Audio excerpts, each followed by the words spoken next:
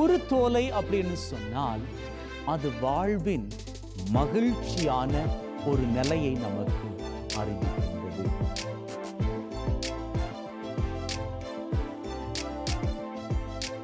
அன்பின் உள்ளங்களே, இன்னைக்கு ஆண்டவரது திருப்பாடுகள் நான் ஏற்கனவே சொன்னதன்படி நீளமான பகுதி. ஆகவே வசதிக்காக அதனை சுருக்கி உங்களுக்கு தந்திருக்கின்றேன். இன்றைய நாளை நாம் குருத்தோலை ஞாயிறு அப்படி என்று அழைக்கின்றோம். குருத்தோலை குருத்தோலை அப்படின்னு சொன்னால் அது வாழ்வின் மகிழ்ச்சியான ஒரு நிலையை நமக்கு அறிவிக்கின்றது. நாம் இலைகளை பார்க்கின்ற பொழுது அந்த இலைகள் பச்சை பசேலாக இருக்கிற பொழுது நமது உள்ளத்திலே எழக்கூடிய காரியம் என்ன?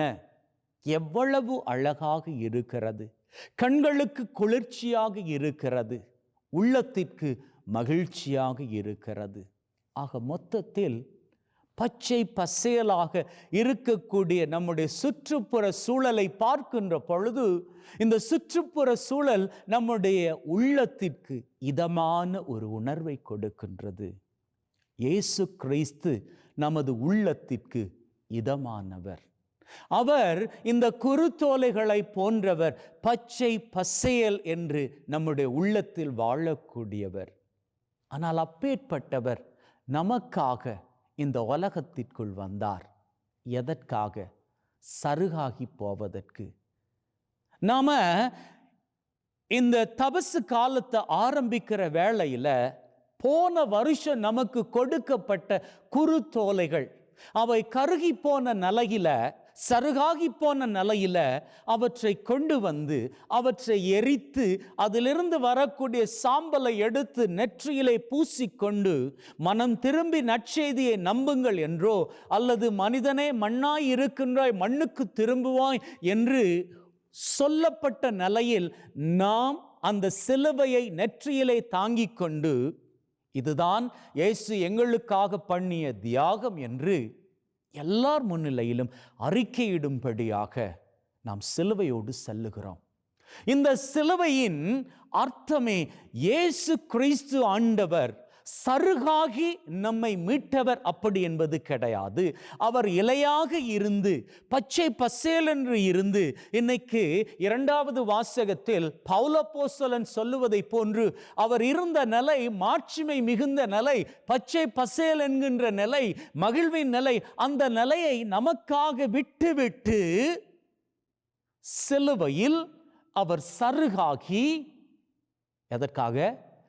நம்மை பச்சை பசேலாக்குவதற்காக அவர் சருகாகி நம்மை மீட்டெடுத்து கொண்டார். இன்னைக்கு 2000 வருஷங்களுக்கு முன்னாடி இயேசு ஆண்டவரை ஒரு கழுதை குட்டி மேலே ஏற்றி எல்லாரும் தங்களது மேலுடைகளை தரையில் போட்டு இயேசு ஆண்டவர் அந்த கழுதை குட்டி மேலே வர்றப்போ அவரை பார்த்து ஓசானா ஓசானா ஓசானா அப்படின்னு பாடிக்கிட்டே வரவேற்றாங்க. இயேசு ஆண்டவர் வர்றாரு, எருசலேமுக்குள்ள வர்றாரு.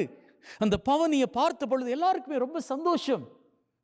எங்க மீட்பர், எங்க தெய்வம், அவர் மீது நம்பிக்கை வைத்தவர்கள் எல்லாரும் அவரை போற்றி புகழ்ந்து பாடினாங்க, ஓசானா சொல்லி பாடினாங்க.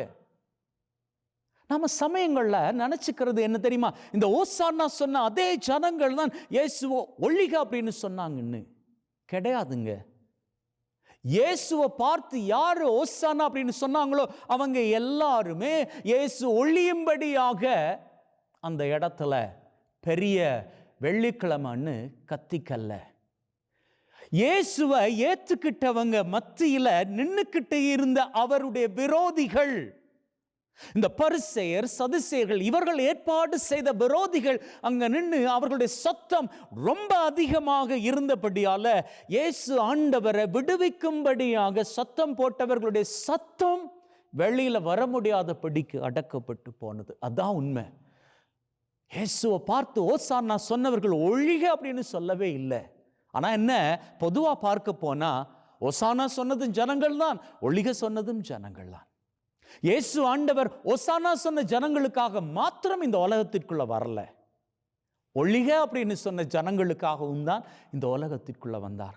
அதனால தான் அவர் சிலுவையில் மரிக்கும் பொழுது அவர் தன்னுடைய தகப்பனை பார்த்து சொன்னார், பிதாவே, இவர்கள் செய்வது என்னதென்று அறியாமல் செய்கிறார்களாகவே இவர்களை மன்னியும் அப்படின்னு சொல்லிட்டு செத்தாரு.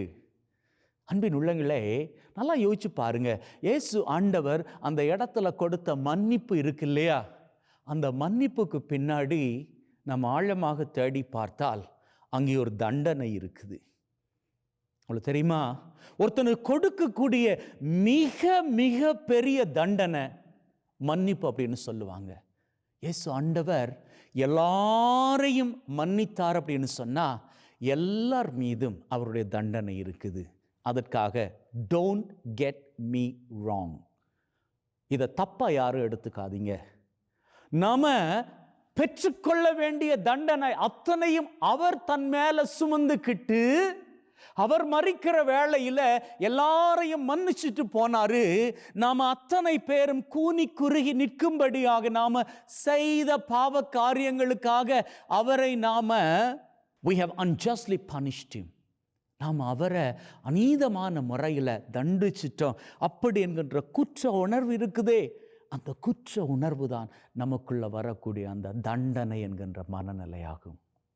ஆகவே நம்ம பண்ணிக்க வேண்டிய காரியம் என்ன தெரியுமா, நாம இயேசு அன்னைக்கு எருசலேமை நோக்கி பயணிக்கின்ற பொழுது அங்கிருந்த ஜனங்கள் மத்தியில் ஓசானா சொன்ன ஜனங்களா அல்லது பெரிய வெள்ளிக்கிழமையில ஒழிக அப்படின்னு சொன்ன ஜனங்களா அப்படின்னு கேட்டா நம்ம எந்த பக்கம் நிற்போம்? ஓசானா சொன்ன ஜனங்கள் பக்கத்துல தான் நிற்போம் அப்படின்னு தான் சொல்ல ஆசைப்படுவோம். அதான் நிஜம். ஆனா அதை வார்த்தைகள்ல மாத்திரம் சொன்னா போதுமா? வாழ்க்கையில நாம வாழ்ந்து காட்ட வேண்டாமா?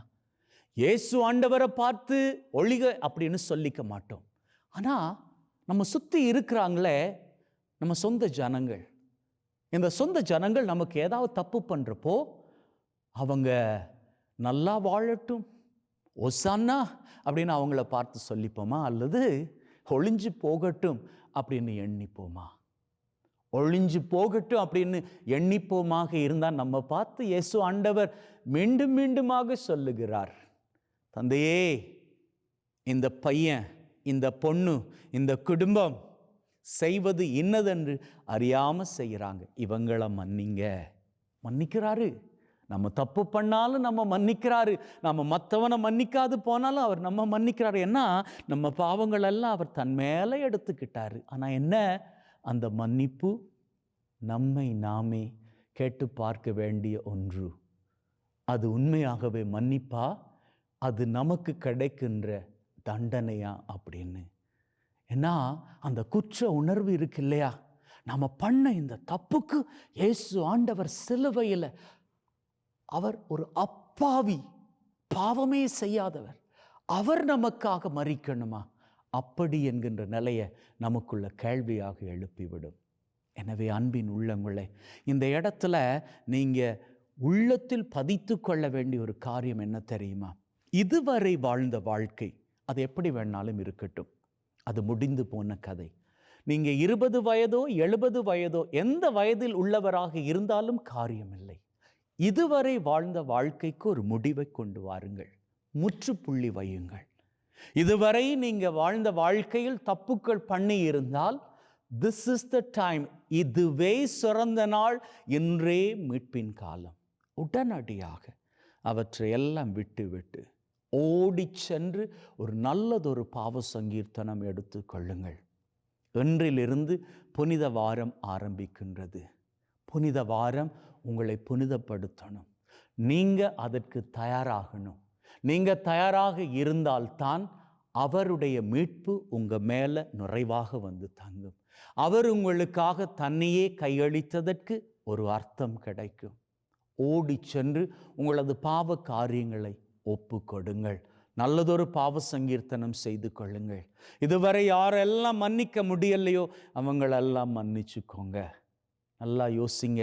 நீங்கள் மன்னிக்காமல் ஒருத்தரை உள்ளத்தில் போட்டு வைக்கிறதால நீங்கள் என்ன அவருக்கான தண்டனையை உங்களால் கொடுத்துட முடியுமா? இது எப்படி இருக்குது தெரியுமா? நீங்களே பாய்சன், நஞ்சை குடிச்சிட்டு உங்களுக்கு முன்னாடி இருக்கிறவன் செத்து போகணும் அப்படின்னு நினைக்கிறது போல ஒருத்தனை மன்னிக்காமல் இருக்கிற அந்த நிலை அப்பேற்பட்டது தான். மன்னிச்சுக்கோங்க. ஏன்னா நீங்கள் நல்லா வாழணும். உங்களுக்கு துரோகம் பண்ணவங்க, உங்களை கால்வாரி விட்டவங்க, உங்கள் வாழ்க்கையை நாசம் பண்ணவங்க, உங்களை கேவலமாக பேசினவங்க, உங்களுக்கு சூனியம் வச்சவங்க, உங்களை மந்திர காரியங்கள் மூலமாக கட்டி போட்டவங்க, இவங்களெல்லாம் மன்னிச்சுக்கோங்க. மன்னிங்க. மன்னிப்பீர்களாக இருந்தால் தெய்வத்தின் அது ஆசீர் உங்கள் மேலே மாத்திரமல்ல, உங்களது குடும்பத்தின் மீதும் வந்து சேர இம்முறை கிறிஸ்து உயிர்ப்பு பெருவிழா உங்களது வாழ்க்கையில் ரொம்பவும் மகிழ்வையும் ஆசிரையும் நிறைவாக தர, வாழ்விலே மகிழ்வின் சிகரங்களை உயரங்களாக தொட்டுக் கொள்வீர்கள். அமேன்.